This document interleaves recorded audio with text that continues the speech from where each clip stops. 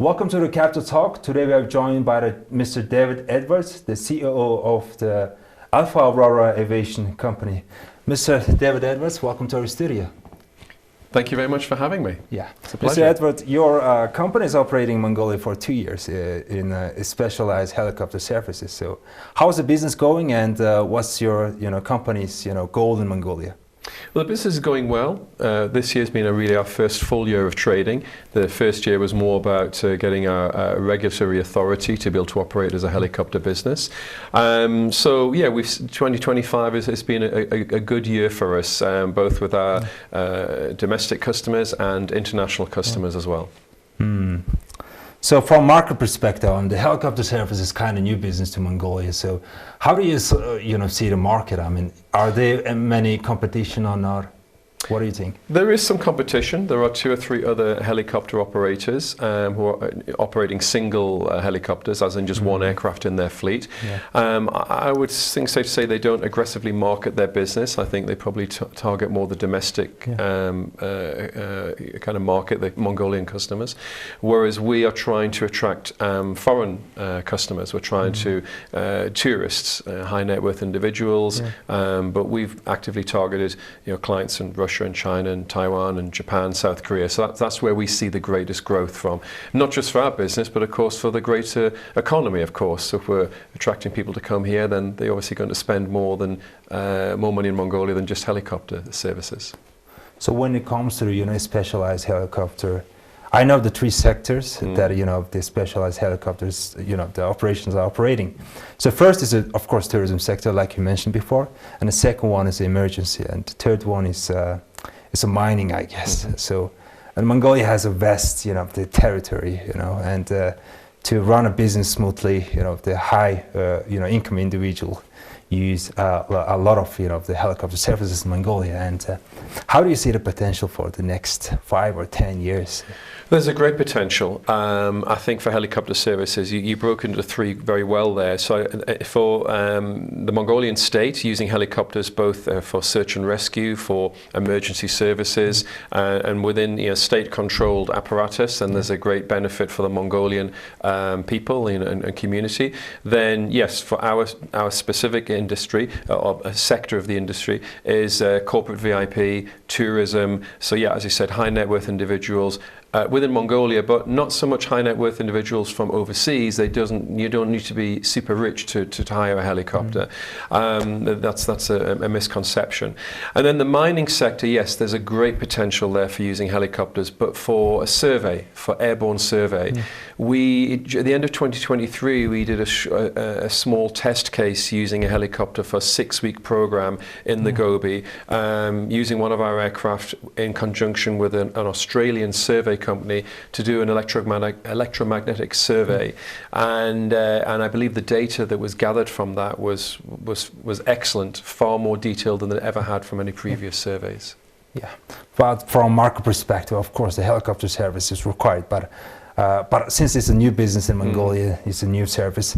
But I believe that you're facing many difficulties when you operate the business, right? And how do you assess the current legal or regulatory framework in Mongolia?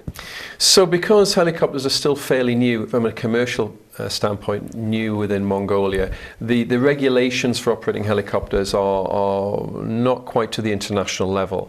So what we would like to see is that an update of the regulations specifically for helicopter operations. So things like not being able to fly at the night time, or having to file flight plans or flying in uncontrolled airspace, which may not mean a lot to your viewers, but in terms of ease of being able to do our business and opening up the market and developing our business, these are important things for us. So all we want them to do, all we would like to see happen is just more of a cut and paste. Take the existing regulations, say from Australia or New Zealand or America or somewhere like that, and just simply include it into the Mongolian regulations.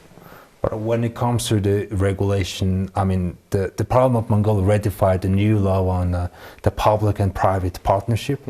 And I believe the helicopter service is one of the areas that public and private service can operate together, because having a helicopter at the government balance is just maintaining is really hard. And How do you see the potential for the public and private partnership in your area, in your sector? Well, I can give you a specific example of that. And first of all, to say I see a great future for that. I see that's the most beneficial thing. So earlier on this year, we, as our organisation, Альфа Аурора, we delivered a new Airbus helicopter to the Mongolian Air Force, which is being operated by the Mongolian Air Force. However, because the Air Force didn't have the expertise in this particular type, we have been providing pilots and engineers, training the Mongolian Air Force pilots, training the Mongolian Air Force engineers, and operating it. So the benefit to that is that the Mongolian Air Force receive a new helicopter, but they haven't had to spend all the additional money in bringing in outside expertise and tooling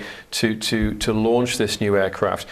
They were capitalising on the level of expertise and knowledge base and equipment and tooling that was already in Mongolia by creating that partnership with us. So if we can continue in that vein and develop it in that way, then I can only see that that being a good thing for Mongolia. Yeah, Mr. Дэвид Эдвардс, I'm seeing you as a potential advisor or consultant to the Mongolian government. So for the last decade, the Mongolian government is talking about liberalization of the aviation industry of Mongolia. So do you have any advice to the Mongolian government or decision makers? I mean, you came from UK, and what are the best practices that from the UK that we can implement in Mongolia? Sure. Well, I see that for starters, I don't see a benefit of having an airline that's owned by the state. I think state ownership of an airline is not the best use of public funds. We had that in the UK in the 1980s, where we privatised, had an IPO for British Airways, and it was a very successful IPO. And I think that could be done here with MIAT. And I think by doing that, it would also remove some of the protectionism which we see with MIAT. It would open up the aviation industry. What I see would be a benefit if we had more low-cost airlines, regional low-cost airlines coming into Mongolia. They would bring a greater number of foreign tourists, which would ultimately be a great thing for the Mongolian economy, bringing in lots of foreign currency and spending it in various different sectors. So yeah, I see that would be the single biggest change that could be done if we could simply move away from the state ownership and state involvement in aviation and move more to develop more of the private sector. Yeah. But when it comes to the operating, aviation company in Mongolia, I'm sure that there's many challenges in Mongolia, like human resource or poor infrastructure, and also additional challenges of geopolitics. So 100% of the Mongolian jet fuel or helicopter fuel comes from Russia, and we reliant on only one supplier, totally. And how do you assess the current geopolitical situation?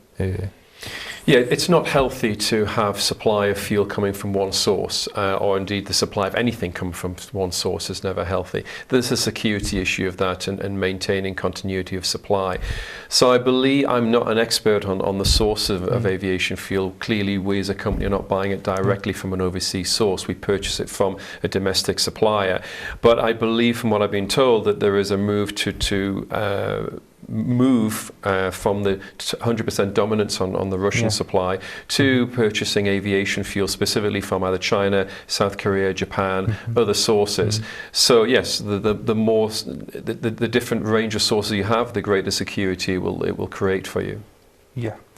So the helicopter service is new to Mongolia. I'm repeating almost for the third time, and what's your marketing strategy? I mean, is there need to be work hard on the marketing strategy to attract more customer from domestic services? Because in Mongolia, to be honestly, I mean, there's not much using the helicopter service in Mongolia today. So how do you think that we can improve the using or tradition of using the helicopter service in Mongolia? So you're right, yes, there's a very limited demand for helicopter service at the moment, and that's mainly because most people don't even know there are helicopters in Mongolia, not privately owned helicopters. They think that any helicopter they see is owned by the government. It's either National Emergency Management Agency or it's a military helicopter. So one of the first, I would say, actually probably the same question or same statement is made by most of our customers when we reach out to them. we didn't know there was helicopters in Mongolia. How long have you been going? But in reality, there's been privately owned helicopters in Mongolia for at least 15 years, maybe longer, but not actively marketed. So where do we see our greatest growth? Well, yet again, from foreign customers, really. That's where we see our greatest growth sector coming from. And we want to kind of tag onto the back of the drive within Mongolia to increase the tourism sector. But we're looking at a very specific element of tourists. So it would be the people who are looking more for the luxury travel. We're not necessarily targeting the kind of the backpacking, tourists who are coming to Mongolia. So how do you assess the market? I mean, you already mentioned that the helicopter service is kind of luxury, the service in the whole world, I guess. But if there is many competition in the market, the price tend to be decline, right? Yes. So how do you assess the current market competitiveness in Mongolian market? Yeah, we price ourselves at the international market price. There is an international standard which we pitch ourselves at. We could offer our services at a reduced price if we want to, but we don't feel there's a necessity to do that. Yes, we get asked to offer better prices, normally by Mongolian customers, but competition, in my opinion, is good.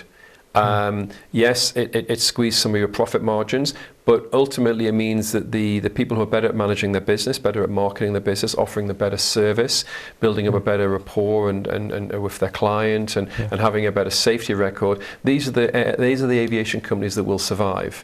And people, from my 30 years of experience in aviation, clients will pay a little bit extra for that peace of mind, for that security in their mind that the person that providing the service is providing the correct service at the correct level. So Ministry of Tourism is talking about they will promote winter tourism in Mongolia. So I believe the helicopter, I don't know, but honestly, but I believe that the helicopter service is a quite seasonal business, isn't it? I mean, it is, yes, and it's seasonal more though because the people who travel here don't necessarily want to travel into the countryside in the winter. But yes, there is a technical issue as well with the helicopters. Generally speaking, helicopters operate down to minus 40 degrees Celsius, and then they're not allowed to operate. It's beyond the limitations that the manufacturer set. So whereas we could fly somewhere during the day, but the difficulty lies in leaving the aircraft overnight in sub-zero conditions, minus 40, minus 40 to 45, and you could have some failures of some equipment, not life-threatening, but where it would make it difficult to certainly avionics and electrical systems because of those extreme colds. So, yeah, clearly there are limitations with the harsh Mongolian winter. Yeah. Okay, thank you, Mr. Дэвид Эдвардс. Our main question ends here, but I'll leave you the last minutes for you because our television, Parliament Television, our viewers are mainly the decision makers. So the last question will be, if you tell our audiences, what 3 steps should make the government of Mongolia or decision makers to improve the current aviation sector in Mongolia?